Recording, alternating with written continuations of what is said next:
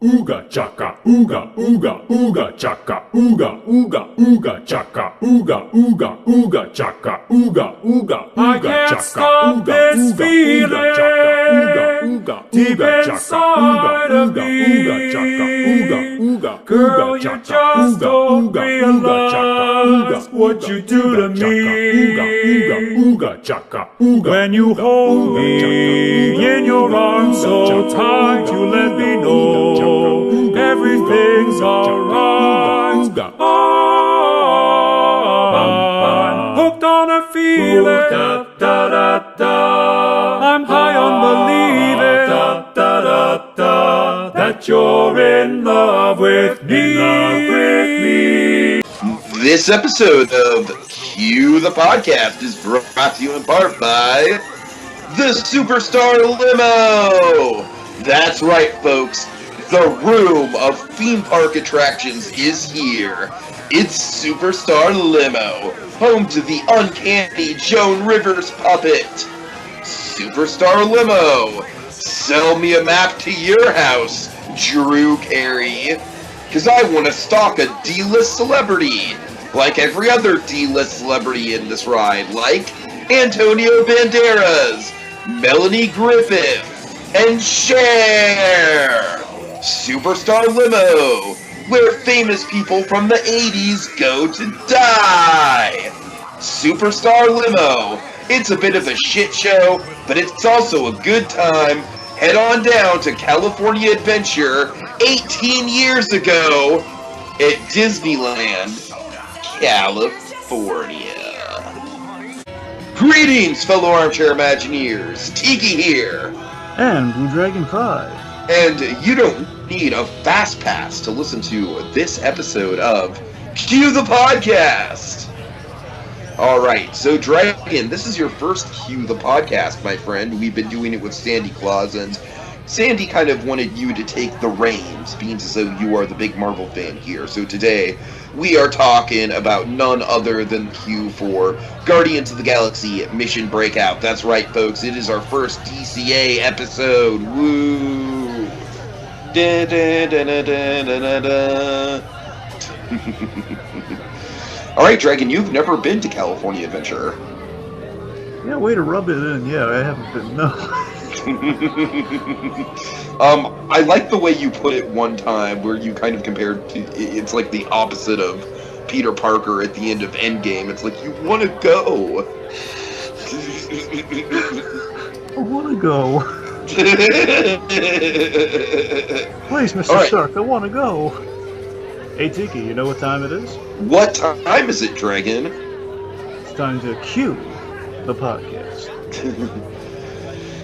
Alright, so let's start with exterior / world building, and this is very important to this particular attraction. Now, Dragon, Disney exteriors have taken on a wide range of fantastical forms, from the Matterhorn to the Tree of Life itself, to a mountain in the shape of a grizzly, to basically a bunch of different mountains. But none have caused as much of an outroar in the fan community as the Space Fortress overhaul of the Tower of Terror. Now, I want to get your perspective on this, because I know, obviously, I'm not going to rub it in, but you haven't been to DCA yourself, so you haven't seen it in person. But how do you feel about, like, you know, I know you've been to Hollywood Studios, so just imagine you're going to Hollywood Studios, imagine you're turning the corner to Sunset Boulevard, you know, you're expecting to see the iconic Tower of Terror, the Hollywood Tower Hotel, and instead you see the Collector's Fortress, Dragon. How would you feel? Well, personally, I would be delighted beyond compare, because it's again, it's you know, it's Guardians of the Galaxy kind of realized before my eyes, so I would probably be ecstatic about it. But in terms of the legacy of Tower of Terror and everything, bear in mind, I've never had a personal connect to Tower of Terror, so that's probably why I'm probably the most haven't really. Even though I think, Florida still has it. You know, I don't know. I've never been. You know, it's kind of like the ride thing. Not much of a roller coaster, got not much like going up and down at that highest speed. I don't know. I never really gravitated towards it. I do respect the legacy and the look of the ride, though. I always wanted to go on the things like, I don't think I can, but it's cool nonetheless. Like Like, Guardians would be the push I need to give it a shot, you know, but over the years, I just haven't been back there, even give Tower Terror a second thought. I think now I'm probably more ready for it than I ever was in my youth, you know? That's the thing, so I don't know, I guess, but at the end of the day, it's going to be like, the MCU versus Tower Terror. I'm probably going to lean more towards the MCU. That's just me. So of course, Mission Breakout, the Collector's Fortress. I feel like once the Marvel campus, the Avengers campus, is fully realized, that's when we're gonna get into like this thing feeling really like it's in place as a transitioning point between Hollywood land, or what's gonna be left of Hollywood land. God knows if they're even gonna keep that land the same. That's a whole different story. But what's going to be left between that and then transitioning into the old Bugs land, aka Avengers Campus. And so, it is going to be a nice transitioning point. As it stands now, though, Dragon, what I appreciate about it is that it does have a very kind of, it very much reminds me of Metropolis, that old Fritz Lang movie. Yeah.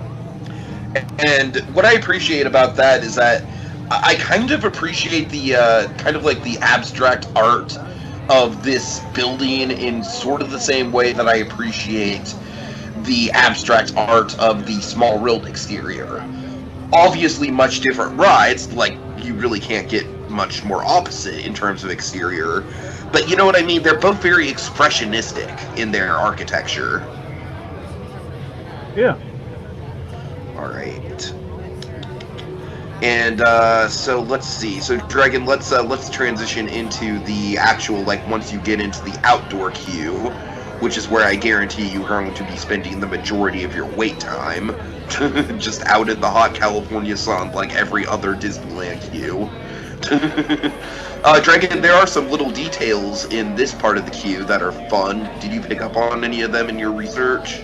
I did. So one, I've always really loved the logo for the Taban collection. We have just kind of like a little key lock and everything kind of put in there. It's a really great little logo, and of course I'm sure they have like several pins over there, I'm sure. Oh, I'm sure, yeah. Of course, it's very fitting, and also we have the statue of the collector while he's holding some sort of it's not the thing that Peter Quill was kicking at the start of Guardians, but it's like some sort of like kind of like weird, it's kind of cat-like animal, I guess, alien version thing that he's kind of holding. Very Corleone-esque for the collector, I suppose. Of course, the Disney fans all want that statue to be a parody of the partner statue where he's holding hands with Howard the Duck. I want that so bad, Dragon. Well, it's funny that Howard the Duck does make an appearance in this ride. He does. So also, you'll notice when you walk in the place, I believe to your left, or at least basically to the right, you looking at the statue, to the left of that statue, there is a Mantis wanted poster. One poster of Mantis. Yes. As in, I like to think that the collector has the Guardians within his collection. He wants Mantis to collect the set, perhaps. I don't know. The interesting thing is that this came out the same summer as Guardians of the Galaxy Volume 2, so in some ways that wanted poster kind of served a double purpose of, kind of like setting the story, because in the story of the ride, Mantis does rescue you at the end of it in the Milano, but also kind of like advertising like, hey, check out this cool new quirky character joining the Guardians in a theater near you. Of course, because this whole overlay in part it was very much a tie-in to a Volume 2. Which, by the way, fun fact: when Mission Breakout officially, not like the opening day a couple days earlier, but the official day of which Mission Breakout opened, it was my birthday of that year. Oh, nice. Yeah. It's kind of like a lame gift though, because like, hey, you want to go on the ride? Well, I'm not there. Oh well. Anyway. Oh, God. But no, something I do want to talk about real quick though. Of course, one of we spoke a little bit of like kind of the placing of the ride and everything. I do like my own little headcanon. They did do a promotional tie-in comic for this as well, which is also good. Pretty much really consistent with the end ride that you get. It pretty much kind of shows you the tour and them getting captured, if I recall correctly. It kind of adapts the rides to bring on. I like to think that I can't remember if they did this fully in the comic or not, but my assumption was always that it's a traveling collection, as in this building is landed in Disney. Yes, I totally agree. That is definitely the same headcanon I have. Yeah. Like, in context, this is actually in the park. You know, it's one of the few things in the Disney parks that that acknowledges that it's in a theme park, but I think that there's something really clever about that. Plus, in the chronology of the rides, bear in mind this is all before the Infinity War and everything. And the idea, I believe, the assumption was, since the collector's collection got very much blown up by the Power Stone in Guardians of the Galaxy, he's probably just gonna like take what's left of the collection, kind of take it on the move in this new traveling exhibit.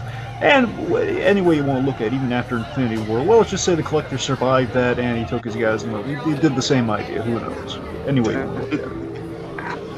All right. Also, Dragon, we do kind of try and make it a rule to not talk about the ride on Q, the podcast.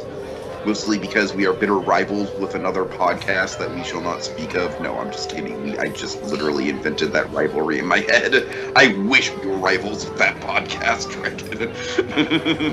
I tweeted at them once and they didn't tweet back, God damn it. Anyways. I'm just kidding. But, Dragon, I do want to mention just something to kind of go along with your headcanon that I think makes it more official canon. Is one of the lines of dialogue that you can hear in the actual ride. Keep in mind, I'm not quite sure which variations you get this line of dialogue in, but it's my favorite line of dialogue in the whole ride.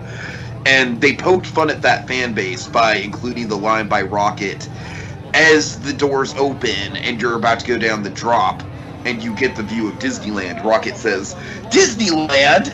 That's thematically inconsistent." Alright. One of my favorite details in the outdoor queue, Dragon, is the rocket paw prints leading up the side of the building. I think it plays a little better during the seasonal kind of version of this ride. The other overlay of this ride. Monsters After Dark. That one. There you go. Monsters After Dark version. Yeah. Which we will do a separate podcast about, by the way. Dragon, I will say the queue for Monsters After Dark might be the most cast member interactive queue I have ever done. It's so fun if you get the right cast members at the right time. I don't know. I think the paw prints going up the side of the building is pretty thematically consistent with the actual ride, because in the actual ride, Rocket is the one Guardian that's, escaped, so of course he'd be kind of scampering around in the premises. No, look, it's cool nonetheless. I think it's a little bit more bloody and kind of scary when it goes with Monsters After Dark, is what I'm saying. It's a little bit more like, oh god, something scary's in there. No, I hear you, but of course, obviously, it's not supposed to be blood, it's supposed to be paint. Yeah, that's right. Because you see, the way you know it's supposed to be paint is that you see that rocket painted the mission Breakout on the sign. Yeah, fair enough. So either way, yeah, you're right. It's cool. No, nonetheless, it is cool. It's a great movie. Yeah. Also, just to kind of get into the actual design of the queue, Dragon. One of the things that is sort of sadistic about this queue, but I sort of love it at the same time. Midway Mania at California Adventure kind of employs a similar strategy, is giving you a little taste of the cool part of the queue before throwing you into 2 hours of switchbacks. So, Dragon, basically what happens is you walk up, you go by the statue that you mentioned, you see a little taste of the inside, Dragon, you get a little peek of the inside, you get a little sample, and then you're outside for a solid hour, if you're lucky, in the switchbacks. So, I like that you get a little taste, and then it's like you feel like you want to know what's inside, right? Like you see the inside, but you want to be in there. You know what I mean? Yeah. All right, and let's see. Anything else to note about that particular? Oh yeah, in Toy Story Mania, they have a similar design where the first thing passed in that queue is Potato Head. The Potato Head animatronic. But then once you get past the Potato Head animatronic, it's 45 minutes of switchbacks. Attention, Terrans.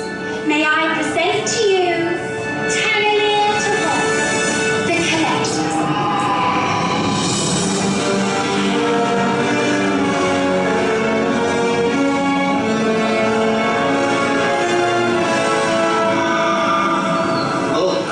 distinguished guests, to your VIP tour of my collection.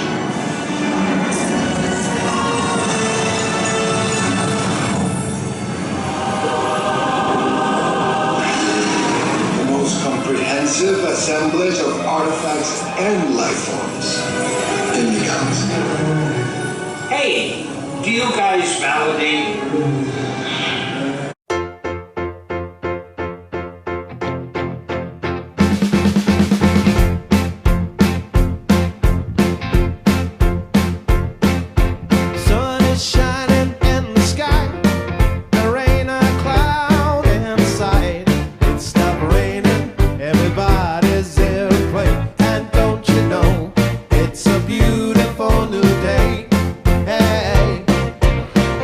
So Dragon, let's enter the main room. This is probably going to be the segment that's going to take the longest because I know you're a big Marvel fan, a big completionist. I don't want to spend too much time here because we don't, we're kind of on a budget when it comes to time right now, but let's get into the actual collection itself. When you enter, of course, for me, there's two things in here that I really care about, and then I'll give you the floor. I love Cosmo. And then I also love Figment. The fact that Figment is like very, very hidden, but if you know where to look for him, he's there. And of course, Cosmo is very front and center. And then of course, there's a couple other cool things like Loki's staff. But Dragon, I'm just kind of like the layman Marvel. I'm just like, look, there's the things I recognize. You, my friend, I'm sure that you have a whole other about a whole other layer in this room, because I'm sure there's stuff in here that I really can't even account for. So first of all, what's some of your favorite stuff, and then I'll let you kind of go on a checklist. Well, first off, just with Cosmo, so of course Cosmo is, in some interpretations, he's another member of the Guardians of the Galaxy, so that's kind of a fun thing with Cosmo. Cosmo, here is an animatronic, and the idea, he is a psychic, essentially he's a psychic dog in space. That's kind of the whole shtick with Cosmo. Basically, he communicates with you telepathically. That's how he speaks. There's a lot of fun. Basically, he's a Russian dog in space. Hence the little Cosmo rules. Like when they send dogs and monkeys into space, that's what that whole thing. So that's really cool right off the bat. They worked in Cosmo. Of course, Cosmo did make an appearance at the end of Guardians, where he's looking to collect your space. So that one makes sense.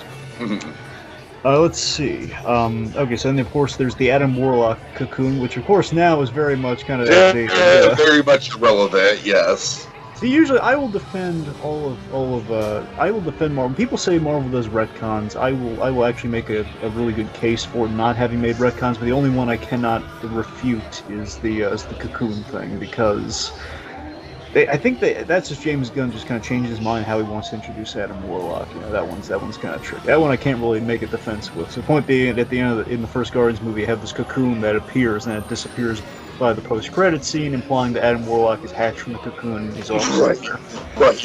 That's kind of like a remnant of that idea. It's a cool visual one. Theatrical way to introduce Adam Warlock. Yep. Let's see, some really cool ones. We have an Ultron Sentry, of course, from Age of Ultron.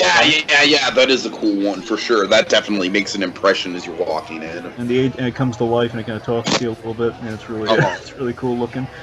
Let's see, we have some suits. We have kind of a suit of Asgardian armor, as well as some Nova Corps armor. Basically kind of the suits that the Nova Corps wear. Yeah. Really cool. Big connect to the Guardians, of course. I already mentioned Figment. Let's see. We have some Kree weaponry. Of course, Kree, basically what Ronan the Accuser species is. Basically the big blue guys. They kind of populate a few seasons of Agents of S.H.I.E.L.D., depending on which one you go to. Let's see. Of course, a little fun fact, the way Coulson came back to life involved the Kree, so the Kree do have kind of a big kind of... I know. But seriously, if you're ever going to watch any season of Agents of S.H.I.E.L.D., take you watch Season 1. 2, if you're ambitious, watch Season 1. I've heard Season 1's really... once you get past the pilotitis of the first few episodes, it's pretty decent. Oh yeah, speaking of which, another big connect, basically these things get introduced within Agents of S.H.I.E.L.D. Season 2, but you get to see them here too. Terrigen Crystals. Now, Terrigen Crystals, they're in the same little exhibit as the Kree weapons, and basically Terrigen Crystals, they create Inhumans, which I know they didn't quite have the stay power that Marvel wanted them to have on the small screen, but just the point being, Terrigen Crystals were kind of our they kind of create space mutants. That's all you need to know. They're kind of like an alien thing that basically gives people powers and mutates them. But again, not mutants because we didn't have the rights to do mutants, but they're space mutants. Okay, cool. Let's see, here's a big one. This is actually, so we see the Warlock's eye. Now, the Warlock's eye essentially is this giant eye-looking thing that also the Collector pulls up during the main show. Now, the Warlock is just that giant eye that kind of shifts around, looks at you. It's this giant, like, kind of almost Egyptian eye-looking thing, remember? Mm-hmm. Now, the Warlock's eye, actually, it was in the original Thor movie. It's from Odin's treasure room, so the idea is that the Collector plucked that from Odin's treasure room. He probably plucked a few things from Odin's treasure room and from Asgard. So the idea with all of these that the Collector's just kind of sent his people or somebody just kind of traded goods with him, and he's ended up getting a lot of these items, like probably some stuff from Asgard, from all over the place, including. There's actually really few clever things I didn't pick up on the first time. There's some Atlantean artifacts. That's right, folks. I said Atlantean, meaning Namor. Namor the Submariner. Oh, boy. So it's kind of a deep pool, as no pun intended. So of course, people are wondering. Pool? Yeah, some people are wondering if we're setting up Namor and with that little line in Endgame with like, oh, there's some shifting under the tectonic plates. Like, oh god, it might some volcanoes and everything going off, earthquakes more accurately. Might be Namor from Under the Sea and Black Panther 2. Who knows? So we're still setting up Namor because he's kind of in the Hulk. He's kind of a universal-owned character as far as everyone's concerned. But who knows? With that Fox deal, maybe there's been some wiggle room. He appeared in the Fantastic Four. Who knows? Rocket's blaster, kind of a signature blaster from the Guardians movie, is in there. So my little headcanon, when the Guardians were apprehended, the Collector stole Rocket's gun, put it in a case. We see some dark elf mask from Thor: The Dark World. Coulson's destroyer gun, the big, oh, that's what that does. The big gun that is modeled after the destroyer armor from the first Thor movie that sent Loki a few walls back. You know that thing? Yeah. That's there too. One more big one. Beta Ray Bill's hammer. This is awesome. Like right before you walk in, Beta Ray Bill's hammer. And I found a little fun fact about this I didn't know. So apparently this is probably an obvious thing for the Beta Ray Bill fans out there. I'm still hoping Thor 4 includes Beta Ray Bill, man. That's the one hold that I really want to see. Either Beta Ray Bill or the Enchantress, one of those two. Regardless, Beta Ray Bill's hammer has a name, and it's a familiar name that you know, Tiki. Okay. It is Stormbreaker. Oh. Huh. So, of course, a bit of a retcon within the ride, as you probably imagine. But again, they didn't know where Endgame or Infinity War was going. They had no idea. I would hope not. Yeah. But that's kind of cool. It gives me more evidence for, hey, the next Thor movie, Stormbreaker. Hey, maybe a little bit of Beta Ray Bill. We saw Beta Ray Bill's face in Thor Ragnarok. They built one of the heads on the building. It looked like Beta Ray Bill on Sakaar.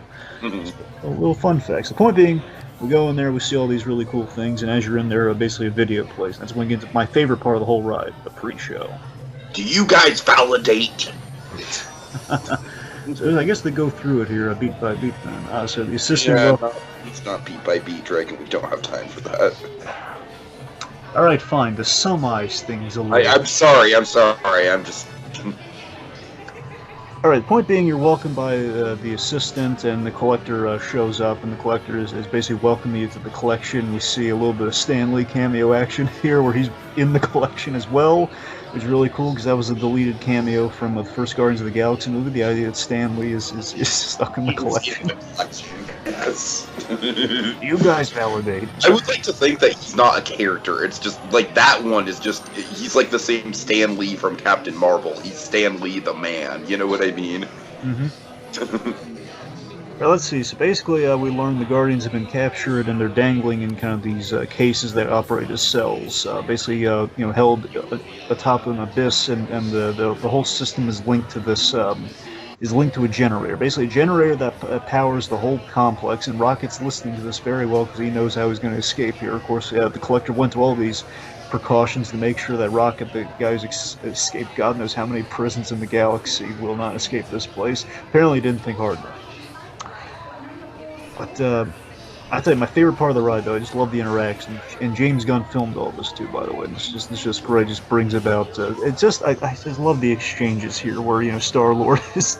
The idea is that Star-Lord wanted to go on the tour. He thought it sounded like a good idea, and Gamora's just ticked off at him because it's like, it's your fault we're in this mess. I thought the tour sounded fun. And of course, we're hopefully going to get kind of a mirror of that with the Epcot ride, because we don't know exactly how, but we do know that that Project Rewind or whatever it's called. I think it's Project Rewind, right, or something Rewind. Yeah, it's something. Yeah, I think it's something Rewind for sure. Yeah. Yeah, but Cosmic Rewind. There you go. But yeah, we know that it's going to incorporate classic Epcot in some way. So I just like to think that Peter Quill is just a big theme park nerd, and that he just really likes like tourist trap stuff like this. Sure. Let's see. So, of course, basically, Guardians are kind of upset over their stats that appear in front of their cells. Like, like Peter Quill. Hey, man, it's Star-Lord. And Drax is very happy with being labeled the Destroyer, and Gamora's very upset by Daughter of Thanos. I am not the Daughter of Thanos! I don't know why Zoe Saldana's just so good here. She's doing all these little small things, like she's like punching the stone, that's the crap out of her. It's the dialogue with her and Peter Quill is just so great. Where he's just like, "Hey, you're not supposed to tap on the glass." I don't know why. I just love the way he delivers that. It's just like so theme parky. I was like, "Hey, you're not supposed to tap on the glass."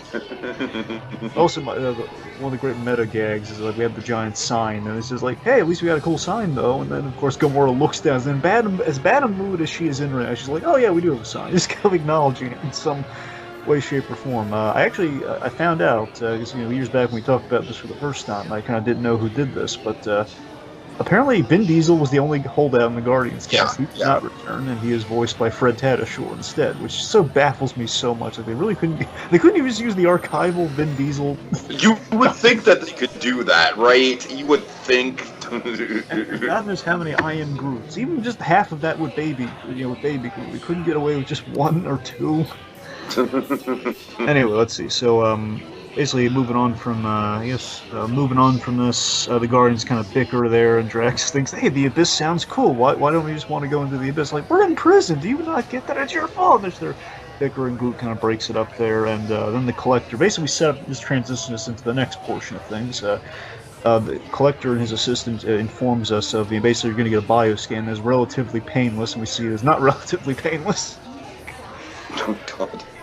Basically, yes, this is a very clever way to encourage people to put their hands up on the ride, Dragon. Oh yeah. Basically, as you open the doors and everything, and basically you'll be taken. This is really great. He says you'll be taken care of like the staff, and that implies to me, I think the secret narrative of the whole ride is that all the ride participants, had the Guardians not helped you out, you would have been put into the collection yourself. That's what I like to think. Yes. Because there are two lines like a slave, like that one girl from the first movie. Like Karina. Yeah. Eventually, and the Collector's assistants. The idea is they're all even if they're staff. It kind of adds something to the cast members. So the cast members presumably are like Karina, where they are they're slaves to the Collector as well.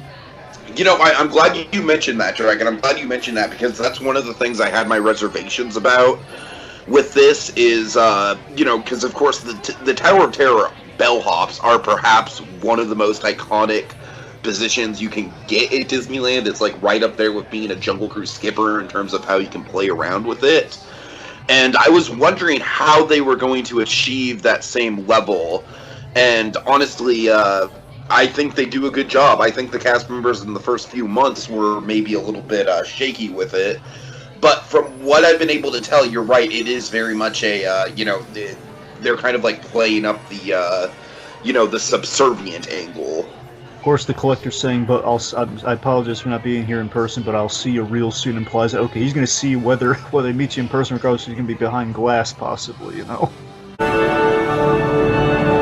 friends, you're one step closer to your exciting encounter with the Guardians of the Galaxy. You are now standing in my private office. I know! Right, carefully scrutinize each and every piece that comes to me from different parts of the galaxy, and after that, let's you this guy! Hearing your insistent slandering on a constant loop was big motivation for me to escape. Ow! Ow! That was not part of the plan! Point is, speaking of the Collector, we go to the Collector's office. Now we know a little hand-waving trick, and after we're all scanned and everything, basically you go to the next room, and that brings us to the Collector's desk has a few fun Easter eggs. Like there's a few invoices. Basically, all the real deep-cut ride references are here too. And that's appropriate because that's also where all the deep-cut Twilight Zone references were for for this in the Twilight Zone ride, in the Tower of Terror in this room. Yeah, I mean, of course we mentioned Figment earlier on. Like, there's some bellhop hats and everything around this area. You have there are a few invoices on the desk of the collector. One of which is from XS, which is the extraterrestrial ride. Alien encounter, yeah. It's a better way to put it. Yeah. The extraterrestrial alien encounter. Yeah.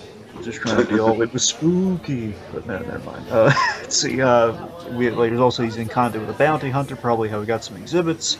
We see a Sakaran head. So a little thing I was reminded of looking into this. Like, oh yeah, the guys who were kind of going after Yondu with Guardians of the Galaxy, the assistants to the Kree, they're also they're some of the Sakaran kind of bounty hunters from Ragnarok. Remember when Thor was fighting all the guys with Valkyrie at the start of things?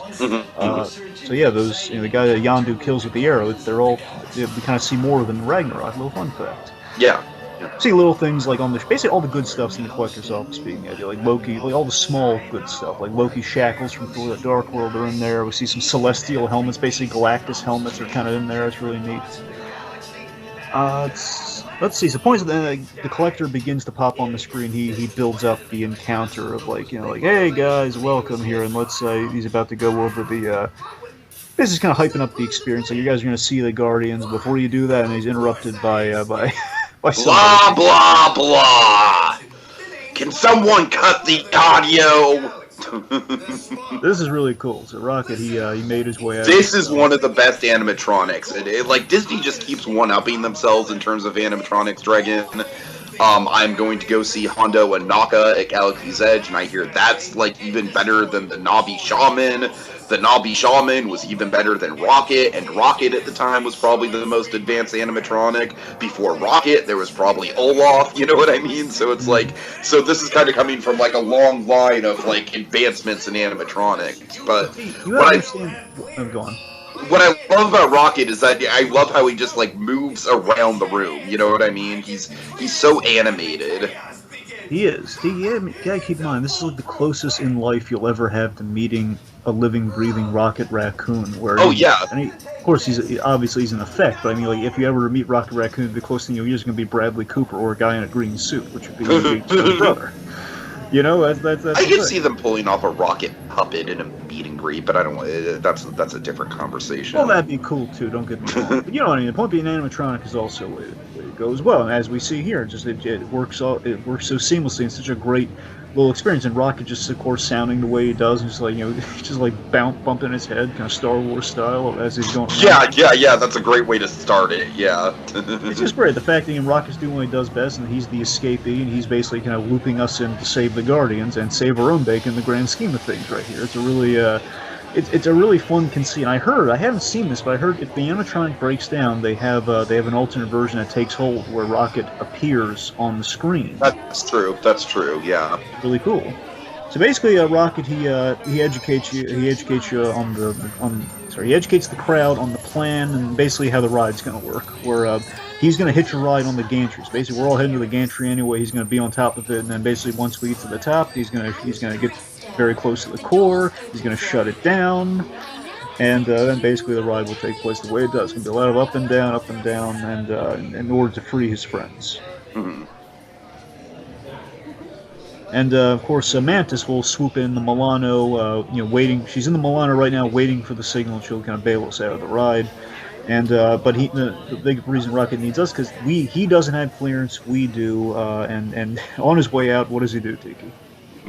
He grabs the famous Walkman. Yeah, which is so great. It's such a cool, simple, practical effect with the arm. The best Easter egg is it's right there in the case, and then the animatronic interacts with it. Yes. Yeah. That's awesome. So, okay, so then we make our way through the boiler room, as it were, and we get to see the Yeti from the Matterhorn, which is pretty cool. Yeti and the Matterhorn is definitely that's definitely the best Easter egg in the boiler room. Oh wait, I'm sorry, Justin. Can we do the transition? Can we just cut and then transition into the boiler room a little more easily, just so it's better for me to cut? Alright, go on. Okay. Alright, so first of all, Dragon, hot tip on the on if you're ever here. When you go into the library, when you go into the collector's office, go to the immediate other side of the room where you see the other door, because that's where they're going to let you into the next room, and that will give you a one-up on the crowd that's in the room. You'll be able to get in the front of the line in this crowd. So just a little hot tip there. So transitioning to the boiler room, Dragon, of course, this is, I would argue and say this is probably the room that's changed the least from Tower of Terror. You don't really need a lot in this room. You still have kind of like the creepy like faces on the boilers and the dark lighting and atmosphere. My personal favorite Easter egg in maybe the entire queue is Harold, the Matterhorn abominable snowman, you know. And Dragon, I must say I love the fact that we have the abominable snowman in the Matterhorn now, and he's actually scary as shit. Like, he's legitimately probably more scary than the Everest Yeti because he actually moves. But, yeah, this one is just kind of, like, chilling out on kind of, like, a balcony overlooking the queue. Let's see. I know there's other stuff in here, Dragon. What else can you, well, you know, we see spare parts and everything. Basically, it's not the most creative stuff we see here, but, I mean, outside of the Yeti. I do think the atmosphere in the boiler room, kind of, like, the boiler room is such a, it's a generic setting, so you really don't have to change a lot. No, what's really great though is that, again, it does feel like it shows you like beneath the veneer of the collector. You do have just kind of, it is kind of a retro. The idea of the collector is that he's turned kind of probably like a dank ship or something into kind of like something that he can be proud of. So the idea is you get to see some of what was there before. He kind of like, you know, retrofit everything, made it presentable, made it into an attraction. Still something that's probably underworked being the idea. And basically, the kind of the guts of the boiler room looks kind of like a little bit of the you know, the metalwork of the ride on the, you know, the finish of the building and everything. It has that, you know, it has that kind of that scheme, that color scheme on it. I don't know, something kind of neat about it. Right.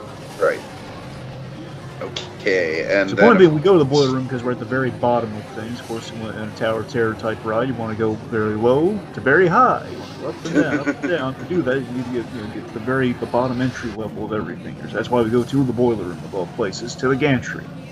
We get scanned up, we enter, and then...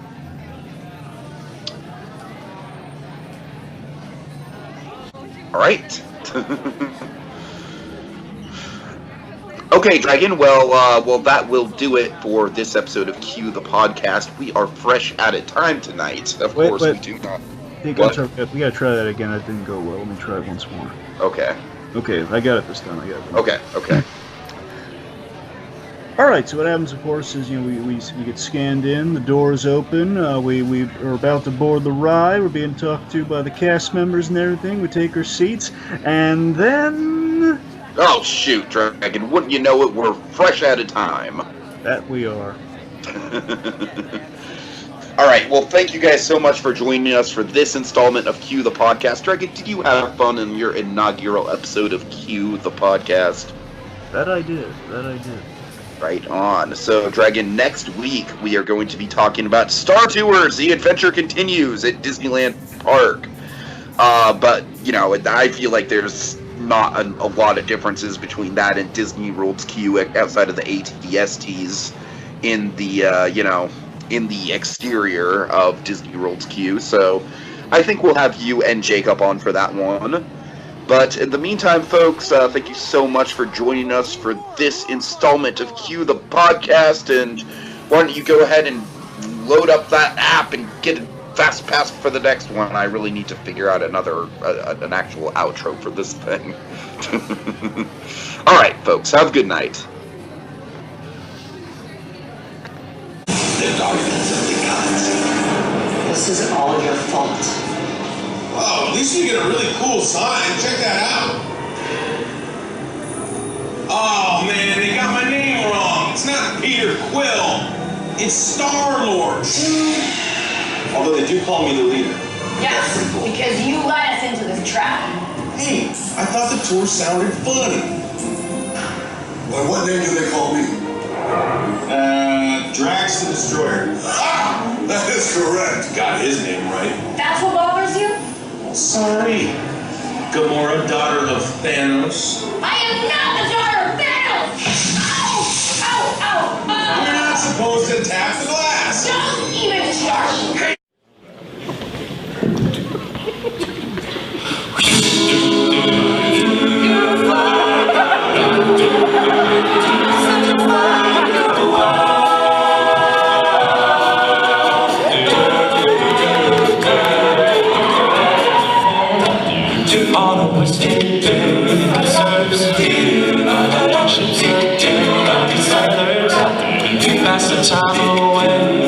talk about their homes. There's a girl in this harbor town. She works late. We sneak down. I said, Brandon, fetch another round. She serves